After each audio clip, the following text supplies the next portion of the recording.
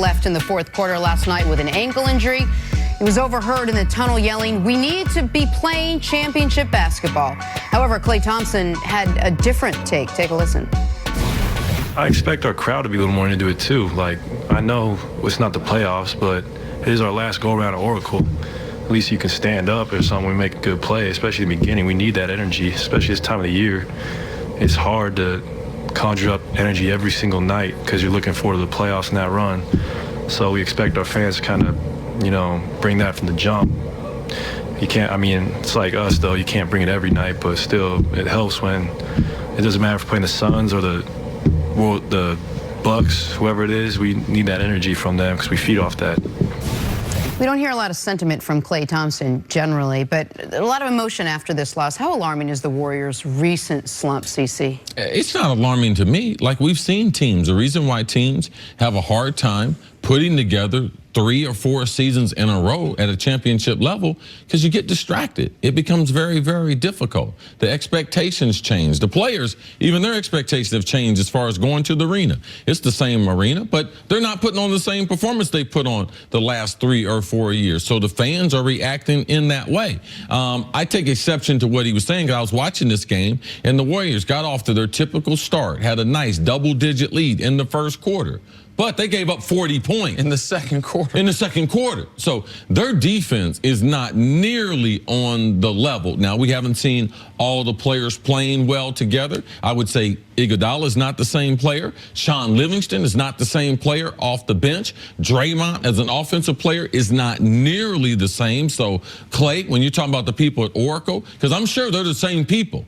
All right. Now, do they come to the game with different expectations? They might. But what they've seen on the court is a different Warriors team. They're not as deep as they have been. So the basketball that they're playing, even based on their record, as you can see, is not up to the standard that these fans have been used to. You got them spoiled, Klay. And listen, I really, really like Klay Thompson. This, to me, was a foolish comment. He said it. He said, he's like, listen, obviously we can't bring it every night, but hopefully the fans could. That's not how this works. Right. And like when the Warriors have made it clear that they are going to take the regular season the last few years kind of for granted, some nights your fans are going to. Now, what is so, it's not even confusing, it's almost predictable about the Warriors at this point, was their games this weekend.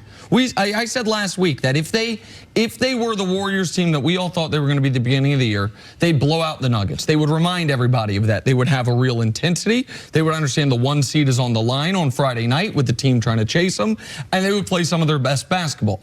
And they had a near 20-point lead at halftime, and they beat the Nuggets by 17 points. But it's like the moment they did that, it's been since February 12th since they've won back-to-back basketball games. Think about that.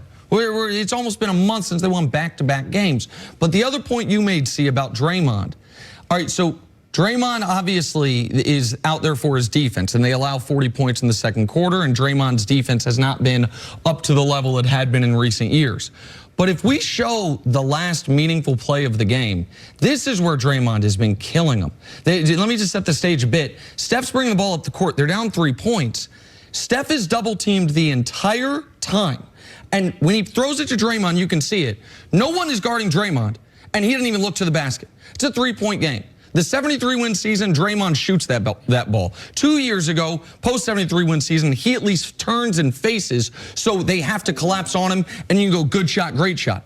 Draymond is being guarded on that possession like a Ben Simmons. Like, we know you're not shooting, so we can just use the man away from you. That, once Kevin Durant goes out of the lineup, as he did midway through the fourth quarter, all of a sudden that offense can be quelled even with the great Steph Curry on the court. Like, that play right there is telling, because guys are just saying, all right, Draymond, no problem whatsoever. He was 38%.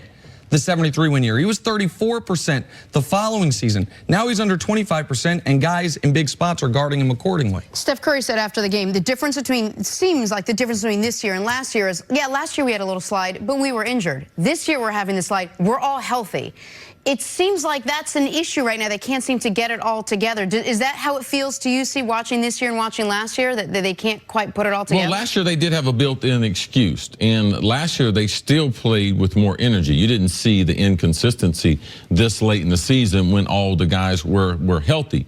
But they really have a problem, because we won't ever be able to give them enough credit because what a collection of shooters they have is really special. But, man, they were a great defensive team.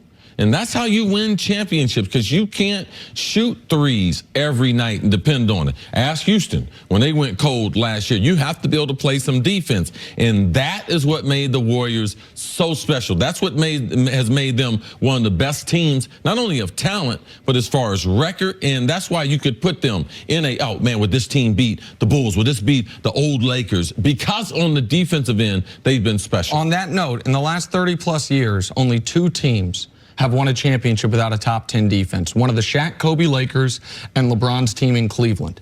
The Warriors right now are the 14th ranked defense in basketball. So they're not going to get up into the top 3 as they had been early on. But if you stay out of the top 10, historically speaking, you're in the danger zone as far as being a championship team. All right, we'll take a break. Coming up, who won the Antonio Brown trade? It's ahead on First Things First.